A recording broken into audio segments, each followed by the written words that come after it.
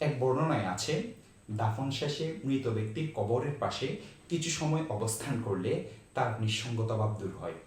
অপর একটি বর্ণনায় মৃত ব্যক্তিকে দাফন করার পর সেখানে তার মাগফিরাতের জন্য এবং সে যেন দৃঢ়তার সাথে ফেরেশতাদের প্রশ্নের উত্তর দিতে পারে সেজন্য দোয়া করার কথা বর্ণিত হয়েছে।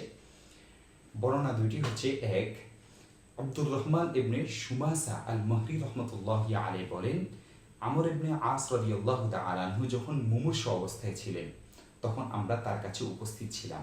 তিনি আমাদেরকে বললেন, তোমরা যখন আমাকে দাফন করবে প্রথমে আমাকে কবরে রেখে আমার উপর পর্যাপ্ত পরিমাণ মাটি দিবে।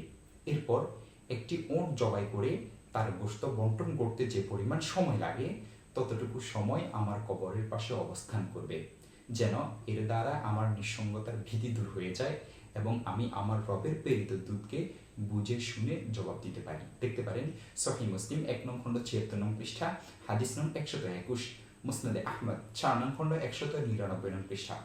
সহিহ মুসলিমের ব্যাখ্যাকার উব্বি রহমতুল্লাহি আলাইহি বলেন, উক্ত হাদিসে মৃত ব্যক্তিকে দাফনের পর তার কবরের পাশে অবস্থান করার কথা এজন্য বলা হয়েছে যেন এ সুবাদে সে কবরের সুয়াল জবাবে দৃঢ় থাকতে পারে।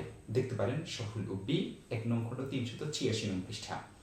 অপর আরেকটি বর্ণনা হচ্ছে, উসমান ইবনে আফফান রাদিয়াল্লাহু তাআলা আনহু বলেন, রাসূল করিম সাল্লাল্লাহু আলাইহি ওয়াসাল্লাম কোনো মাইয়িতকে দাফন করার পর সেখানে অবস্থান করতেন এবং বলতেন, তোমরা তোমাদের ভাইয়ের জন্য ক্ষমা প্রার্থনা করো এবং দোয়া করো যেন আল্লাহ তাআলা তাকে দৃঢ়তার সাথে ফেরেশতাদের প্রশ্নের উত্তর দেওয়ার তৌফিক দান করেন, কেননা সে এখনই জিজ্ঞাসিত হবে। দেখতে পারেন সুনানে আবু দাউদ ২ নং খণ্ড ৪৫৯ নং পৃষ্ঠা, হাদিস নং ৩২১৩। আর দেখতে পারেন as-সুনানুল কুবরা বাইহাকির ৪ নং খণ্ড ৫৬ নং পৃষ্ঠা। আরও দেখতে পারেন আলাউস সুনান ৮ নং খণ্ড ৩৪২ নং পৃষ্ঠা।